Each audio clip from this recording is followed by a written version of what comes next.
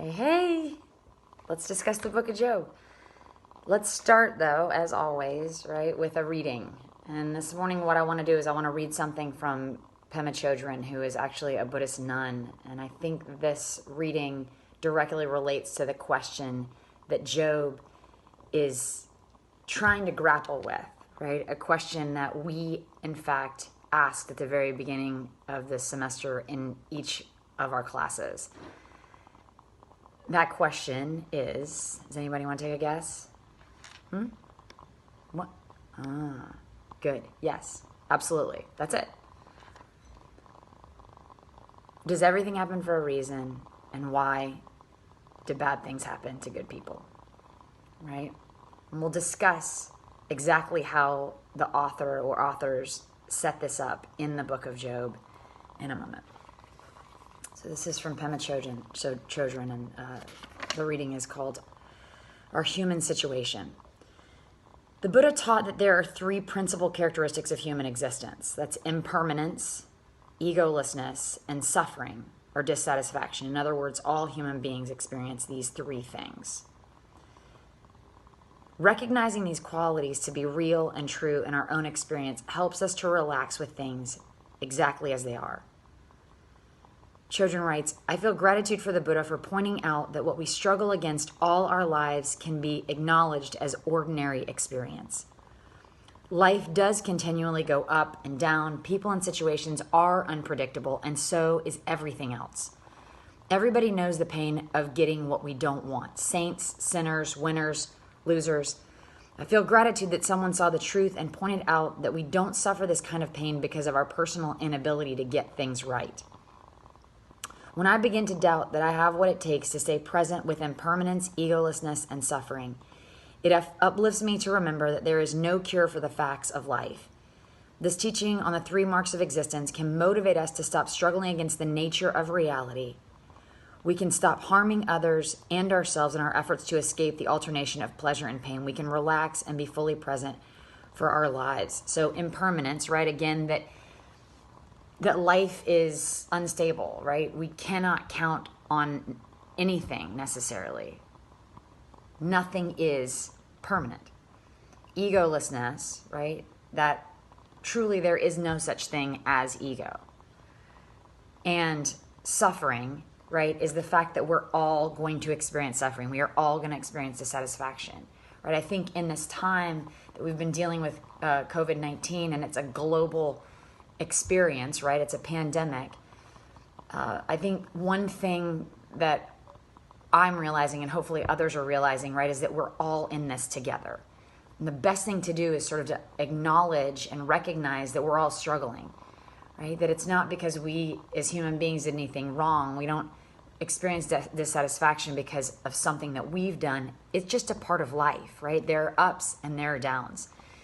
You probably are already thinking about the ways in which what I'm saying about this reading and about COVID-19, you're probably already thinking about the ways that relates to the book of Job, right? One of the things that we see in this book, again, that scholars have identified and that I think will really help us in making connections with our contemporary context and with living life, right? Because Job itself is a wisdom text, right? This is a text that was written in order to deal with, to grapple with an important existential question in, I think, some really interesting ways, right? So many different perspectives are presented. We've got Job's ideas. We've got this situation where we're looking at what's a conversation that's happening in the heavenly realms. We've got Job's wife, his conversation with his wife, and then the larger part of the book, which we didn't actually read for today, is Job having conversations with his friends and his friends offering their explanations for why this predicament has occurred in Job's life, right? So, I think it also deals with then, in connecting this to that situation there in the first chapter of Job, when we see the conversation between Yahweh and Hasatan, is also, what's the source of evil, right? Who causes these bad things to happen? Is there actually a source? And each of you, and of course, if we were in class, we'd have, I'm sure, a very vibrant dialogue about this and would debate about what the source and the root of evil is, right?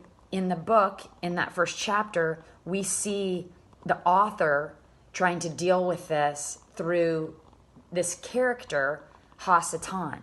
And we've discussed this character, Ha-Satan, before, and we'll get into it a little bit more as we delve into that scene in chapter 1. But this character we've seen before, and what does Ha-Satan mean? Do you remember? Right? We've seen that God actually has stood as a Satan, Ha in Hebrew then meaning the, and Satan meaning what? What was it again? Come on, y'all. Yes! Well done. Adversary, right? An adversary, one who stands in the way, an opponent, but not necessarily an opponent with evil intentions, right? That has, the Satan, as we saw, right, the angel of Yahweh that stood in Balaam's way, was actually an obstacle to get him to go a different way. I think this sort of helps to kind of think about it in those terms. So we'll drop a pin in that, coming back to it. Again, does everything happen for a reason? Why do bad things happen to good people? What's the root of evil, right? What purpose does it serve even? Good. So let's talk then a little bit more about what we see as we are looking at the world inside the text, right? So there was once a man in the land of Uz whose name was Job. The man was blameless, upright, one who feared God and turned away from evil. He had 7 sons and 3 daughters. He had 7,000 sheep, 3,000 camels, 500 yoke of oxen, 500 donkeys, and as many servants, so that this man was what? The greatest of all the people in the East. Right? Here we have absolutely unequivocally, hyperbole. From what we know of these people that called themselves Israel, right? They weren't known historically for having a lot of land and goods, and right, we have seen God promising them this land again, and we've talked about what's happening there, right? Is that rhetorical? Was that an actual promise of God? Was it a literal promise, or is this figurative, right? Was this used by the authors, this promise used by the authors for other means, possibly? But here we see Job having an exorbitant amount of stuff, right? Not only that, but he's blameless, right? Upright. He fears God. In fact, he fears God so much that when his children have raves, when they have their big feasts and their parties and they're going crazy, right? Job feels guilt for them, concern for them, for their well-being and his own. And so he actually sacrifices for them. It may be that my children have sinned and cursed God in their hearts, and so he gets up and he sanctifies them and himself early in the morning. So Job goes over and above to not only prove his sort of obedience and allegiance to God, but also he's kind of covering all his bases, right?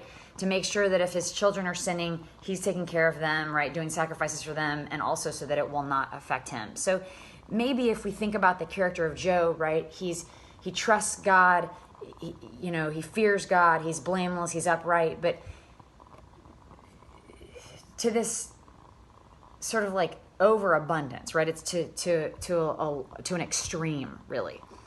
So maybe there is some anxiety there, possibly, if we're looking at Job a little bit more critically. So important to know, right? As I said, this is the way that this story starts, right? It is kind of, it's almost fairy tale like, right?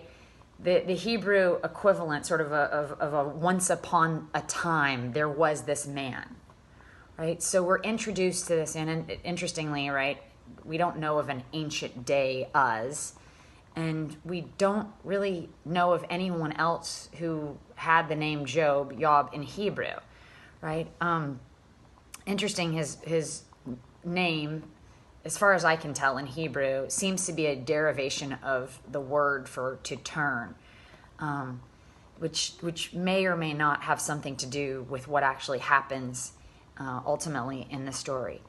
So let's discuss then what happened to Job. We've got this story set up. He's got everything he could want, right? There's almost a cliffhanger what the author's doing here in that sentence when he lets us know, or the authors, when they let us know that Job was doing these sacrifices, that there's some concern, is that maybe, just maybe, right, Job is going to lose something, right? There is cause for concern, right? Maybe something is about to happen.